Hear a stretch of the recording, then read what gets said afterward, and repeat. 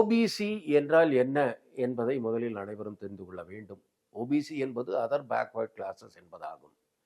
Other backward classes என்பது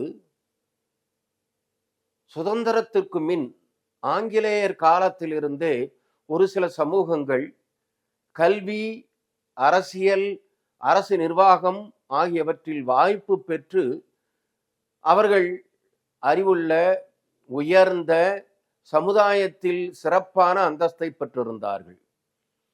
அந்த மக்கள் அளவுக்கு கைவினைஞர்கள், விவசாயிகள், கைத்தொழில் செய்பவர்கள், கூலி வேலை செய்பவர்கள், அல்லது சுருக்கமாக சொன்னால் சூத்திரர்கள் என்ற இந்த பிரிவினருக்கு அத்தகைய உயரிய சிறப்பான வாழ்க்கை அமையவில்லை.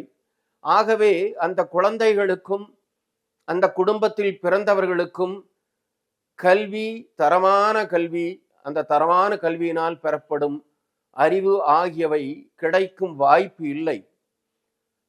சுதந்திரத்திற்கு பின் நமது அரசியலமைப்பு சட்டத்தை உருவாக்கியவர்கள் இதை பற்றி நீண்ட விவாதத்திற்கு பின், அதாவது கான்ஸ்டிடியூஷனல் அசம்பிளி டிபேட் என்பார்கள், அந்த விவாதத்திற்கு பின் ஒருவருடைய பணம், அந்தஸ்து என்பது ஒரு குடும்பத்தை நிரந்தரமான முன்னேற்றத்திற்கு எடுத்து செல்லும் காரணி அல்ல.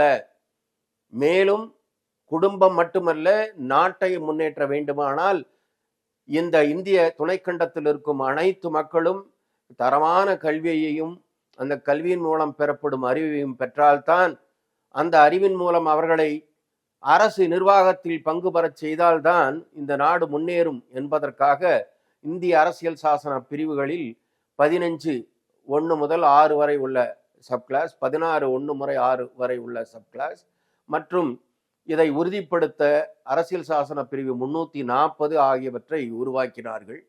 இவைகள் என்ன என்பதை வரும் தொடரில் விளக்குகிறேன். நன்றி, வணக்கம்.